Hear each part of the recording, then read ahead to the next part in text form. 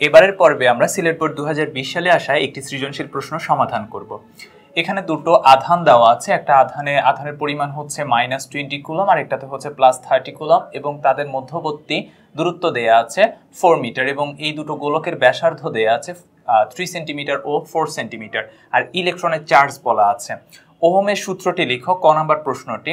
তো ওহমের সূত্রটি কি? কোনো নির্দিষ্ট তাপমাত্রায় কোনো নির্দিষ্ট পরিবাহীর মধ্য দিয়ে যে পরিমাণ তড়িৎ প্রবাহিত হয় তা ওই পরিবাহীর দুই প্রান্তের বিভব পার্থক্যের সমানুপাতিক। এটাই হচ্ছে ওহমের সূত্র। খ নাম্বার প্রশ্নে বলল সামান্য পরিমাণ ত্রিযুজি মৌলযুক্ত অর্ধপরিবাহীকে পি টাইপ বলা হয় কেন? পি টাইপ অর্ধপরিবাহী আসলে জিনিসটা কি তার আগে আমরা বুঝে নিই অর্ধপরিবাহী কি। অর্ধপরিবাহী হচ্ছে সেই সকল পরিবাহী যারা আসলে পরিবাহীও না আবার অন্তরকও না, তাদের মাঝামাঝি অবস্থা। একটি নির্দিষ্ট তাপমাত্রায় গেলে তারা পরিবাহীর মতো আচরণ করে, আবার তাপমাত্রা কমে গেলে অপরিবাহীর মতো আচরণ করে, তারা হচ্ছে অর্ধপরিবাহী। এই অর্ধপরিবাহীর সাথে ত্রিযোজী মৌল যেমন অ্যালুমিনিয়াম হতে পারে, বোরন হতে পারে, এগুলা যখন যুক্ত করা হয় তখন পি টাইপ অর্ধপরিবাহী তৈরি হয়।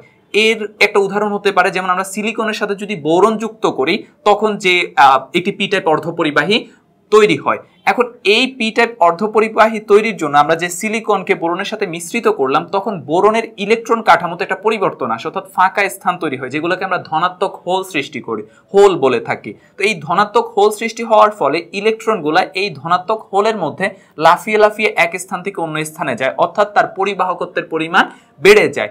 এই জন্য সামান্য পরিমাণ ত্রিযোজী মৌলযুক্ত অর্ধপরিবাহীকে পি টাইপ বলা হয়। গ নাম্বার প্রশ্নে বলল এই বস্তুতে কতটি ইলেকট্রন আছে তা নির্ণয় করো। খুবই সহজ একটা প্রশ্ন। এটার জন্য দেখো আমাদের এ বস্তু হচ্ছে এই যে এ বস্তু, এটা হচ্ছে আমাদের এ বস্তু আর এটা হচ্ছে আমাদের বি বস্তু। তো এ বস্তুতে কতটি ইলেকট্রন আছে একটা জিনিস খেয়াল করো, এ বস্তুতে চার্জের পরিমাণ কত? -10 কুলম। এ বস্তুতে চার্জের পরিমাণ হচ্ছে -10 কুলম। এখন আমরা জানি একটা ইলেকট্রনের জন্য চার্জ তৈরি হয় 1.6 × 10⁻19। তাহলে কতটা ইলেকট্রনের জন্য চার্জ তৈরি হবে? 10 কুলম। তাহলে কি আমরা 10 কুলমকে যদি ইলেকট্রনের চার্জ দ্বারা ডিভাইড করে দিই তাহলে তো আমরা ইলেকট্রনের সংখ্যা পেয়ে যাব। তাহলে আমরা লিখতে পারি এখানে আধান কিউ সমান হচ্ছে -10 কুলম আর ইলেকট্রনের চার্জ সেটাকে যদি আমরা স্মল ই লিখি, স্মল ই সমান হচ্ছে -1.6 × 10⁻19 কুলম। আর আমাদেরকে বলেছে ইলেকট্রনের সংখ্যা কত? ইলেকট্রনের সংখ্যা স্মল এল ইকুয়াল হোয়াট? তাহলে আমরা কি বললাম? ইলেকট্রনের সংখ্যার জন্য মোট চার্জকে একটি ইলেকট্রনের চার্জ দ্বারা ডিভাইড করব। তাহলে মোট চার্জ হচ্ছে কিউ আর একটি ইলেকট্রনের চার্জ হচ্ছে ই। তো এখানে মোট চার্জের পরিমাণ হচ্ছে -10 আর ইলেকট্রনের চার্জ হচ্ছে -1.6 × 10⁻19 কুলম। তাহলে এটাকে যদি আমরা ডিভাইড করি তাহলে কি পাবো? 6.25 × 10⁻19টি ইলেকট্রন আছে। তাহলে এটাই হচ্ছে আমাদের অ্যান্সার। আশা করি বুঝতে পেরেছো। আমরা এখন ঘ নাম্বার প্রশ্নটি সমাধান করব। ঘ নাম্বারে কি বললো?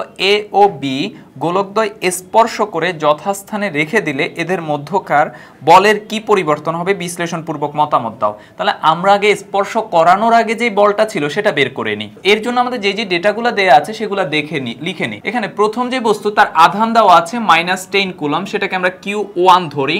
Q1 হচ্ছে -10 কুলম এবং Q2 এর মান হচ্ছে +31 কুলম আর তাদের মধ্যকার দূরত্ব দেয়া আছে 4 মিটার। কিন্তু আমি এই দূরত্ব কাউন্ট করলে কিন্তু হবে না, কারণ আমরা সব সময় এগুলা বিন্দু চার্জ নিয়ে কল্পনা করি বা ক্যালকুলেশন গুলো করে থাকি। এই জন্য আমরা তাদের দুটোর কেন্দ্রের মধ্যবর্তী দূরত্ব বের করব। তাহলে কেন্দ্রের মধ্যবর্তী দূরত্বের জন্য দেখো এই 4 এর সাথে আসলে এইটুকু আর এইটুকু যোগ করে নিতে হবে। এইটুকু কি? এই বৃত্তের ব্যাসার্ধ না, যেটা দেয়া আছে 3 সেন্টিমিটার, আর এইটুকু কি? যেটা হচ্ছে এই বৃত্তের ব্যাসার্ধ, যেটা হচ্ছে 4 সেন্টিমিটার। তাহলে আমরা এই 4 মিটারের সাথে এইটুকু আগে যোগ করে নিব। তাহলে আমরা টোটাল দূরত্ব যেটা পাবো সেটা হচ্ছে এইটুকু হচ্ছে 4 প্লাস তার সাথে যুক্ত হবে কত? 4 আর 3 এর যোগফল হচ্ছে 7 সেন্টিমিটার। সেটাকে যদি আমি মিটারে নিয়ে যাই তাহলে হবে 10⁻2 মিটার। তাহলে এইটুকু যদি আমরা ক্যালকুলেশন করি তাহলে পাবো 4.07 মিটার। আর আমরা জানি কুলম্বের যে ধ্রুবক k = 9 × 10⁹ newton metre square per coulomb square. এটা হচ্ছে কুলম্বের আধান। তাহলে আমরা প্রথমে আগে বলটা বের করে নিই, অর্থাৎ F সমান কত? F ইকুয়াল আমরা জানি k Q1 Q2/d²। তাহলে আমরা ভ্যালুগুলো যদি বসিয়ে দিই, এখানে k হচ্ছে কুলম্বের ধ্রুবক 9 × 10⁹, Q1 হচ্ছে প্রথম বস্তুর আধান যেটা হচ্ছে -10 আর Q2 হচ্ছে দ্বিতীয় বস্তুর আধান যেটা হচ্ছে 31 কুলম, এবং ডি স্কয়ার সেটা হচ্ছে দূরত্ব যেটা হচ্ছে 4.07 মিটার হোল স্কয়ার। তাহলে এটা যদি আমরা ক্যালকুলেশন করি পাবো -1.68 × 10⁻11 নিউটন। এই মাইনাসটা বোঝাচ্ছে এটা একটা আকর্ষণধর্মী বল, আর যে আকর্ষণ বলের মান হচ্ছে 1.68 × 10⁻11 নিউটন। এরপর আমরা বস্তুদ্বয়কে অর্থাৎ এই বস্তু আর এই বস্তুকে স্পর্শ করাবো। স্পর্শ করানোর পর কি হবে, একটা বস্তু ইলেকট্রন ছেড়ে দিবে আর একটা বস্তু ইলেকট্রন গ্রহণ করে ফেলবে, যার ফলে দুটোর মধ্যে আধানের পরিমাণ সমান হবে। তাহলে সেই অবস্থায় অর্থাৎ স্পর্শ করার পর বস্তুদ্বয়ের আধান সমান হবে, সেটা যদি আমরা কিউ প্রাইম ধরি তাহলে কিউ প্রাইম হবে এই দুটোর গড় মান মানে হচ্ছে Q1 প্লাস Q2 ডিভাইডেড 2। তাহলে Q1 এর মান কত, Q1 হচ্ছে -10 আর প্লাস Q2 এর মান হচ্ছে 31 ডিভাইডেড 2। তাহলে এখান থেকে ক্যালকুলেশন করলে পাবো 10.5 কুলম। এটা হচ্ছে স্পর্শ করানোর পর, কারণ যখনই আমরা স্পর্শ করাবো তখন একটা ইলেকট্রন ছাড়তে থাকবে, একটা বস্তু ইলেকট্রন ছাড়তে থাকবে আর একটা বস্তু ইলেকট্রন গ্রহণ করতে থাকবে, যার ফলে দুজনের আধান সমান হয়ে যাবে এবং দুজনের আধানের পরিমাণ হবে 10.5 কুলম।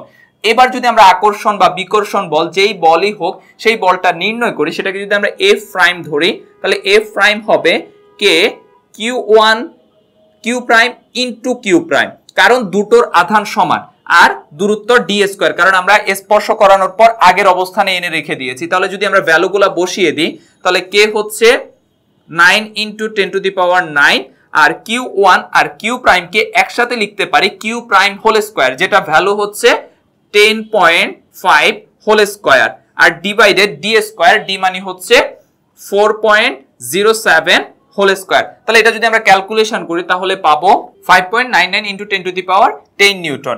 এবং দেখো এখানে কিন্তু মানটা প্লাস আসছে, প্লাস আসার মানে কি, প্লাস আসার মানে হচ্ছে এটা বিকর্ষণ ধর্মী। যখন মাইনাস এসেছিল তখন বলেছিলাম এটা আকর্ষণ ধর্মী, আর যখন প্লাস এসেছে তখন বলতেছি এটা বিকর্ষণ ধর্মী।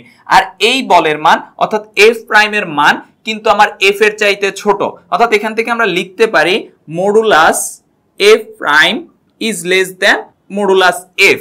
মডুলাস কেন ব্যবহার করলাম, কারণ আমরা শুধু ভ্যালুগুলা বুঝাচ্ছি, আমরা আকর্ষণ ধর্মী না বিকর্ষণ ধর্মী সেটা বুঝাচ্ছি না, এই জন্য মডুলাস ব্যবহার করেছি, অর্থাৎ শুধু মানগুলা। এই জন্য হচ্ছে মডুলাস এফ প্রাইমের মান মডুলাস এফ এর চাইতে ছোট। তাহলে আমাদেরকে বলেছে স্পর্শ করে যথাস্থানে রেখে দিলে এদের মধ্যকার বলের পরিবর্তন কি হবে, বলের পরিবর্তন আগের থেকে কমে যাচ্ছে, এবং আগে ছিল আকর্ষণ ধর্মী পরে হয়ে গেছে বিকর্ষণ ধর্মী। আশা করি পুরো সৃজনশীল বুঝতে পেরেছো। পরবর্তী পর্ব দেখার আমন্ত্রণ রইল। ধন্যবাদ সবাইকে।